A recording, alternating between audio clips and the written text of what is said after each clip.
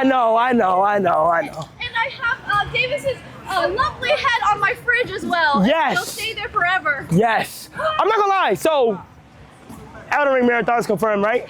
Yes. We both hit our goals. I think someone donated around 20K to help hit it. Oh man, I don't know who it is. Yeah, they were very generous. I don't know who it was, chat. Crazy. All right. Hold on. Let's go ahead and celebrate this Elden Ring Marathon. Okay.